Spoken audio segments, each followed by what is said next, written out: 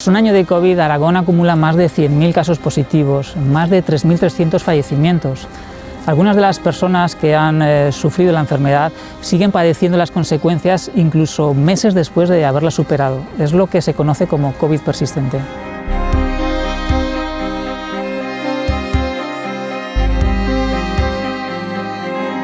Mi experiencia como COVID persistente es como haber envejecido de golpe 20 o 30 años sin previo aviso, ¿vale?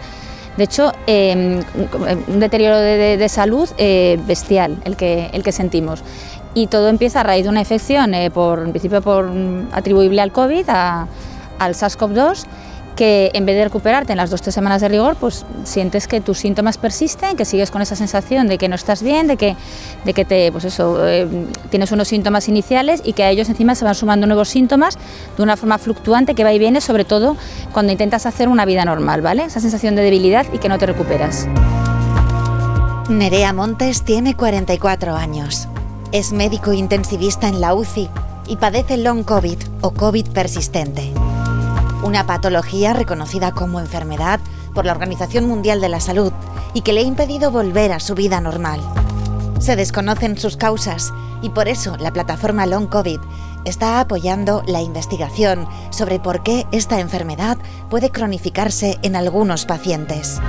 Yo inicialmente tuve síntomas principalmente respiratorios, ¿vale? Fue todo un cuadro viral, pero focalizando en respiratorios, y conforme pasaba el tiempo, que a día de hoy llevo ya casi 11 meses con este proceso, pues empezaron a aparecer síntomas digestivos, unas molestias gastrointestinales de no poder casi comer, luego síntomas neurológicos que asustan, como de un día una cefalea muy intensa, otro día sensación de pérdida de fuerza en la mano, sensaciones eléctricas, pérdida de sensibilidad, hormigueos.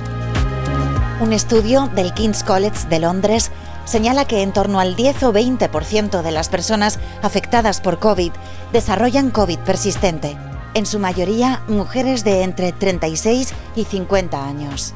Actualmente, el colectivo de pacientes Long COVID cuenta con más de 200 miembros afectados solo en Aragón. El principal problema al que nos encontramos con estos pacientes long COVID es la falta de un diagnóstico nosológico certero y la falta de unos marcadores o de unas pruebas diagnósticas que les podamos realizar y les podamos etiquetar ya y clasificar como paciente long COVID.